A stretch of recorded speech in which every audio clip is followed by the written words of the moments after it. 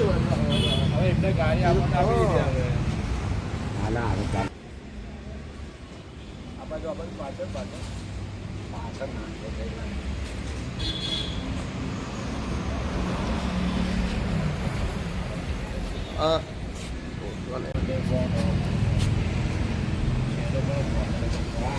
પેલા વોટ્સઅપમાં નથી ને